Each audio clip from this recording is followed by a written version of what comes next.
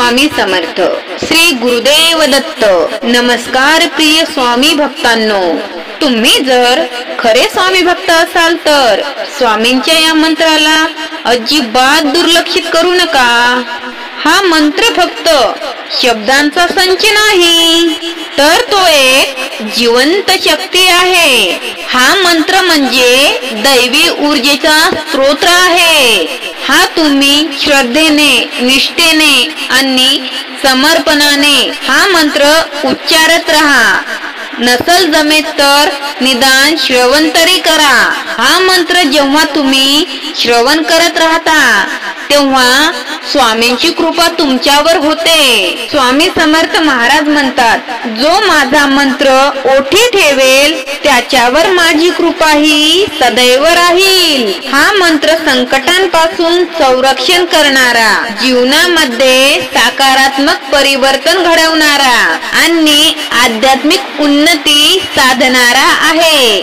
म्हणूनच प्रिय भक्तांनो, हा मंत्र तुमच्या हृदयात जपा, ओठांमध्ये ठेवा आणि अनुभवा स्वामींच्या अनंत कृपेचा अनुभव.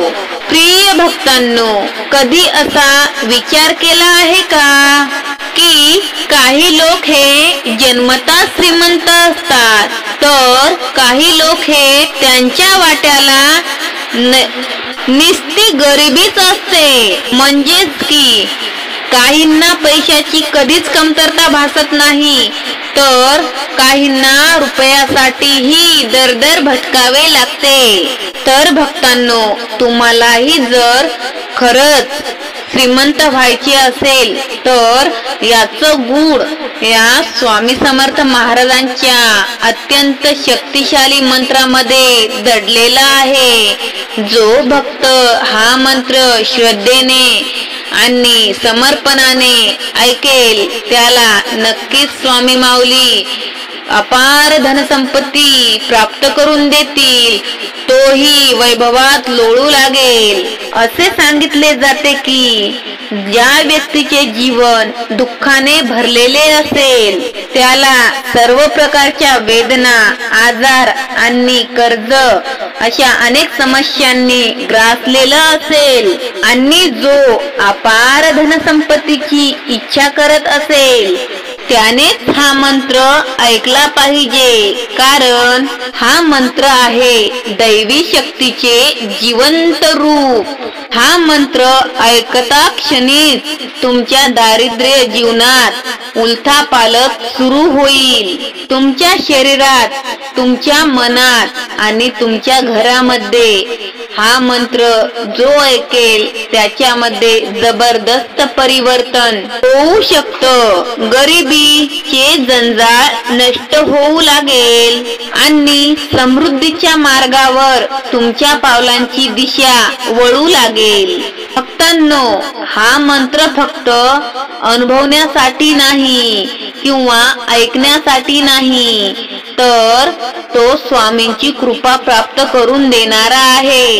म्हणून भक्तांनो, स्वामींची कृपा प्राप्त करण्यासाठी तुम्ही हा मंत्र जपा, श्रवण करा आणि अनुभव घ्या स्वामी माऊलींच्या आशीर्वादाचा, त्यांच्या कृपेचा.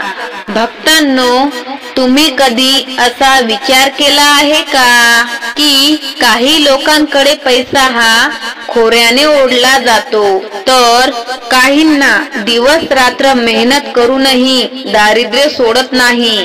काही जण श्रीमंतीत जन्म घेतात, तर काही जण हे गरिबीमुळे जे लोक आयुष्यभर पैसा मिळवण्यासाठी झगडत राहतात, मेहनत करत राहतात, त्यांना आज आम्ही असं काही सांगणार आहे जे तुमच्या नशिबाचा खेळ बदलून टाकेल. हा मंत्र चुंबकाप्रमाणे पैसा आकर्षित करतो. होय, हा मंत्र ऐकल्यानंतर तुमच्या आयुष्यात आयुष्यातील आर्थिक संकट नाहीशी होऊ लागतील. हे केवळ कल्पना नाही तर असंख्य लोकांनी याचा प्रत्यक्ष अनुभव घेतला आहे. या मंत्राच्या प्रभावाने तुमच्याकडे इतक्या वेगाने पैसा येऊ लागेल की तुमचा स्वतःवर विश्वासच बसणार नाही. तुम्ही विचार करू लागाल की हे काय घडतंय, माझ्या आयुष्यामध्ये अचानक इतका मोठा चमत्कार कुठून घडतोय. हे आहे स्वामी समर्थ महाराजांचे अद्भुत वरदान.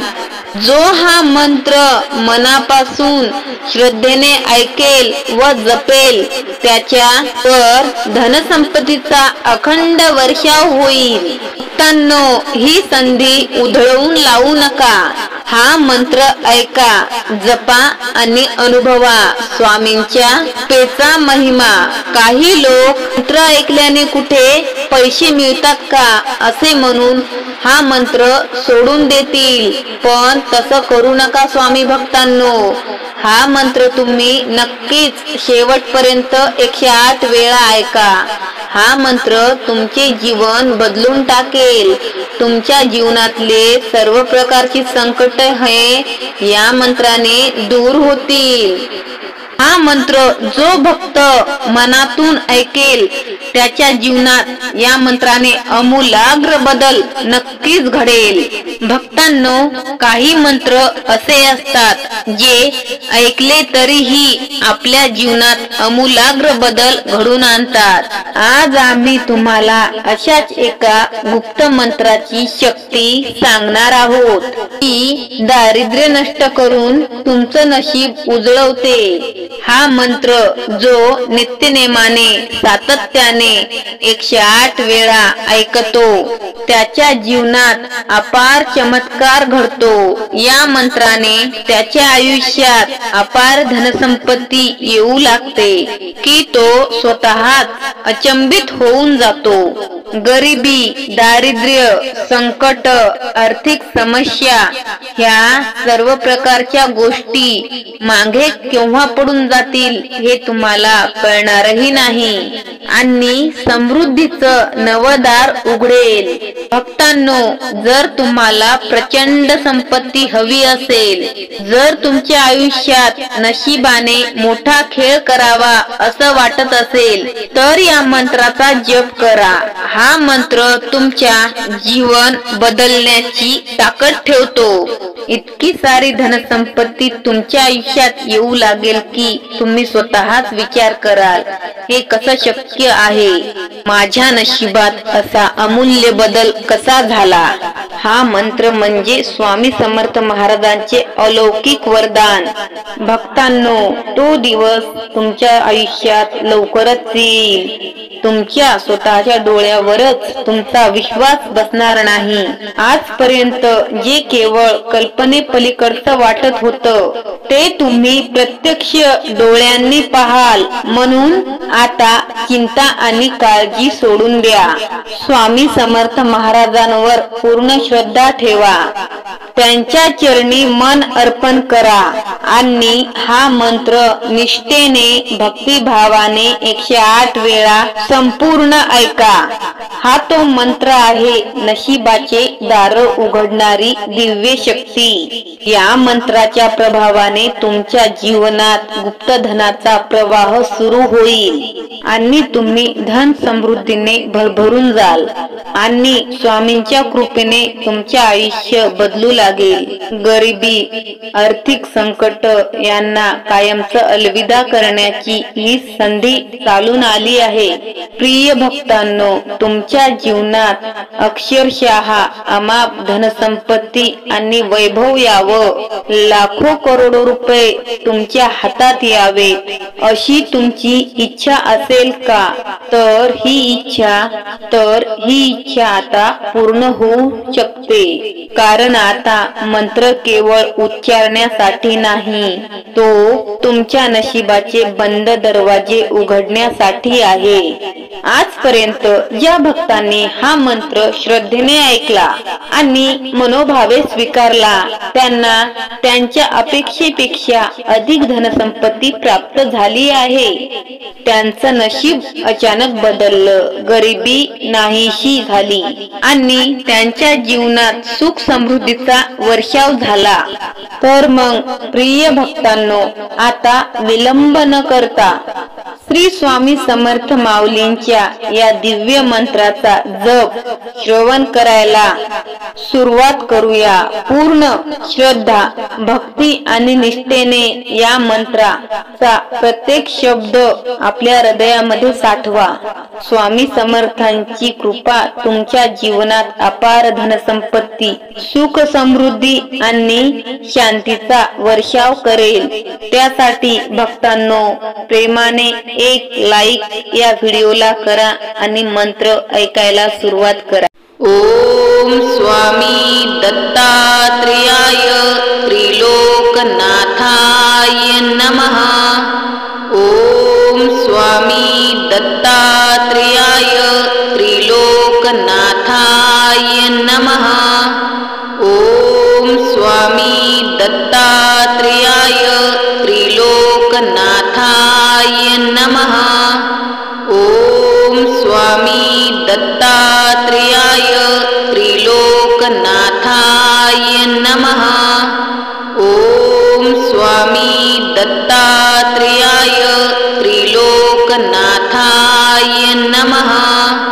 ओम स्वामी दत्तात्रेयाय त्रिलोकनाथाय नमः.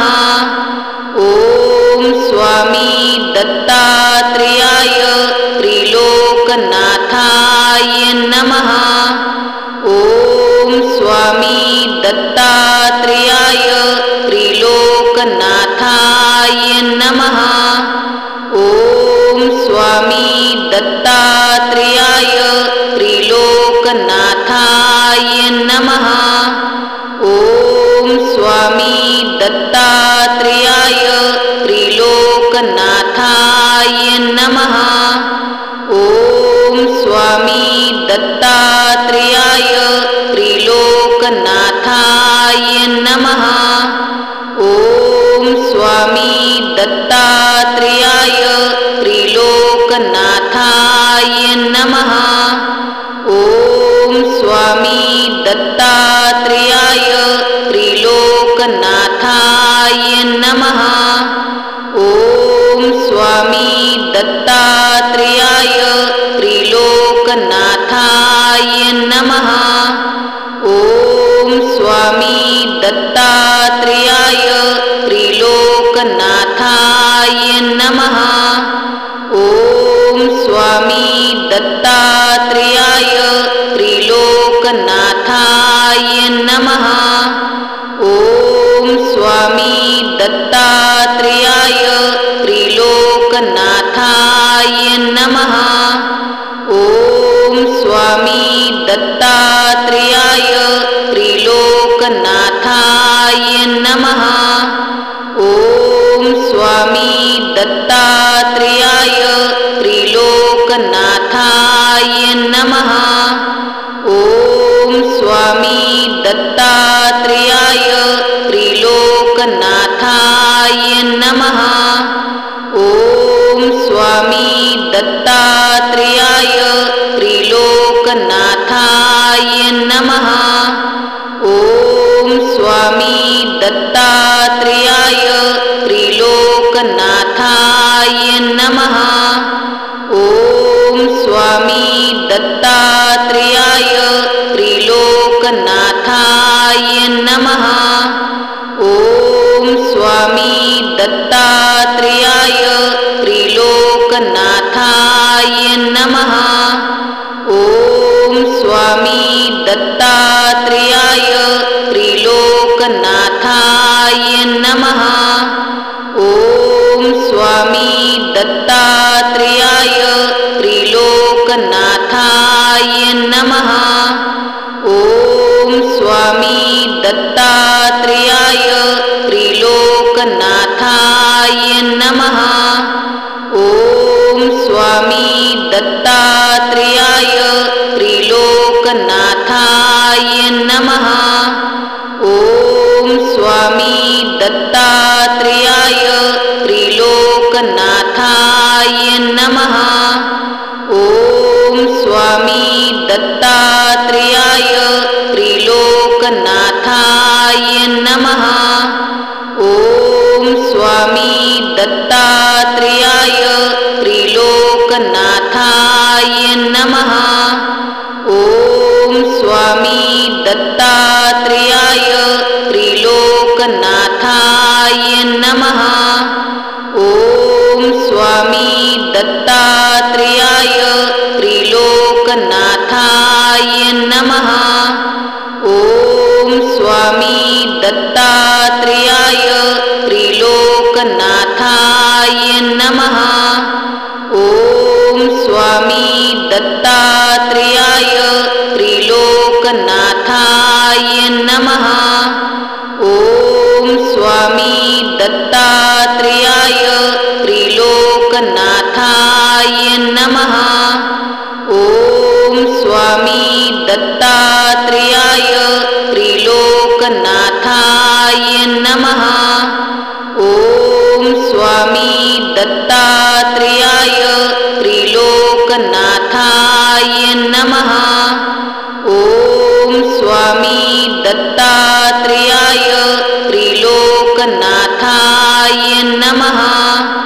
ओम स्वामी दत्तात्रेयाय त्रिलोकनाथाय नमः। ओम स्वामी दत्तात्रेयाय त्रिलोकनाथाय नमः।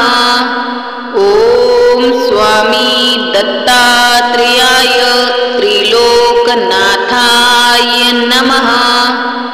ओम स्वामी दत्तात्रेयाय त्रिलोकनाथाय नमः। ओम स्वामी दत्तात्रेयाय त्रिलोकनाथाय नमः। ओम स्वामी दत्तात्रेयाय त्रिलोकनाथाय नमः। ओम स्वामी दत्तात्रेयाय त्रिलोकनाथाय नमः। ओम स्वामी दत्तात्रेयाय त्रिलोकनाथाय नमः। ओम स्वामी दत्तात्रेयाय त्रिलोकनाथाय नमः। ओम स्वामी दत्तात्रेयाय त्रिलोकनाथाय नमः। ओम स्वामी दत्तात्रेयाय त्रिलोकनाथाय नमः।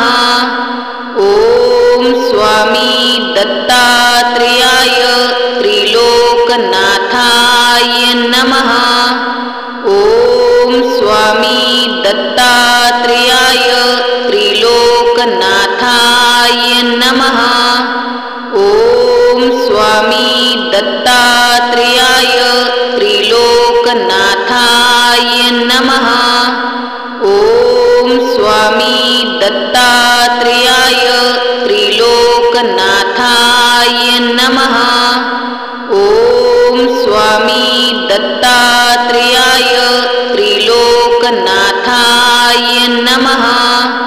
ओम स्वामी दत्तात्रेयाय त्रिलोकनाथाय नमः। ओम स्वामी दत्तात्रेयाय त्रिलोकनाथाय नमः। ओम स्वामी दत्तात्रेयाय त्रिलोकनाथाय नमः। ओम स्वामी दत्तात्रेयाय त्रिलोकनाथाय नमः। ओम स्वामी दत्तात्रेयाय त्रिलोकनाथाय नमः। ओम स्वामी दत्तात्रेयाय त्रिलोकनाथाय नमः। ओम स्वामी दत्तात्रेयाय त्रिलोकनाथाय नमः। ओम स्वामी दत्तात्रेयाय त्रिलोकनाथाय नमः। ओम स्वामी दत्तात्रेयाय त्रिलोकनाथाय नमः। ओम स्वामी दत्तात्रेयाय त्रिलोकनाथाय नमः। ओम स्वामी दत्तात्रेयाय त्रिलोकनाथाय नमः। ओम स्वामी दत्तात्रेयाय त्रिलोकनाथाय नमः। ओम स्वामी दत्तात्रेयाय त्रिलोकनाथाय नमः। ओम स्वामी दत्तात्रेयाय त्रिलोकनाथाय नमः। ओम स्वामी दत्तात्रेयाय त्रिलोकनाथाय नमः। ओम स्वामी दत्तात्रेयाय त्रिलोकनाथाय नमः। ओम स्वामी दत्तात्रेयाय त्रिलोकनाथाय नमः। ओम स्वामी दत्तात्रेयाय त्रिलोकनाथाय नमः। ओम स्वामी दत्तात्रेयाय त्रिलोकनाथाय नमः। ओम स्वामी दत्तात्रेयाय त्रिलोकनाथाय नमः। ओम स्वामी दत्तात्रेयाय त्रिलोकनाथाय नमः। ओम स्वामी दत्तात्रेयाय त्रिलोकनाथाय नमः। ओम स्वामी दत्तात्रेयाय त्रिलोकनाथाय नमः। ओम स्वामी दत्तात्रेयाय त्रिलोकनाथाय नमः। ओम स्वामी दत्तात्रेयाय त्रिलोकनाथाय नमः। ओम स्वामी दत्तात्रेयाय त्रिलोकनाथाय नमः। ओम स्वामी दत्तात्रेयाय त्रिलोकनाथाय नमः। ओम स्वामी दत्तात्रेयाय त्रिलोकनाथाय नमः। ओम स्वामी दत्तात्रेयाय त्रिलोकनाथाय नमः। ओम स्वामी दत्तात्रेयाय त्रिलोकनाथाय नमः। ओम स्वामी दत्तात्रेयाय त्रिलोकनाथाय नमः। ओम स्वामी दत्तात्रेयाय त्रिलोकनाथाय नमः। ओम स्वामी दत्तात्रेयाय त्रिलोकनाथाय नमः। ओम स्वामी दत्तात्रेयाय त्रिलोकनाथाय नमः। ओम स्वामी दत्तात्रेयाय त्रिलोकनाथाय नमः। ओम स्वामी दत्तात्रेयाय त्रिलोकनाथाय नमः। ओम स्वामी दत्तात्रेयाय त्रिलोकनाथाय नमः। ओम स्वामी दत्तात्रेयाय त्रिलोकनाथाय नमः। ओम स्वामी दत्तात्रेयाय त्रिलोकनाथाय नमः। ओम स्वामी दत्तात्रेयाय त्रिलोकनाथाय नमः। ओम स्वामी दत्तात्रेयाय त्रिलोकनाथाय नमः। ओम स्वामी दत्तात्रेयाय त्रिलोकनाथाय नमः। ओम स्वामी दत्तात्रेयाय त्रिलोकनाथाय नमः। ओम स्वामी दत्तात्रेयाय त्रिलोकनाथाय नमः। ओम स्वामी दत्तात्रेयाय त्रिलोकनाथाय नमः। ओम स्वामी दत्तात्रेयाय त्रिलोकनाथाय नमः। ओम स्वामी दत्तात्रेयाय त्रिलोकनाथाय नमः। ओम स्वामी दत्तात्रेयाय त्रिलोकनाथाय नमः। ओम स्वामी दत्तात्रेयाय त्रिलोकनाथाय नमः। ओम स्वामी दत्तात्रेयाय त्रिलोकनाथाय नमः। ओम स्वामी दत्तात्रेयाय त्रिलोकनाथाय नमः। ओम स्वामी दत्तात्रेयाय त्रिलोकनाथाय नमः।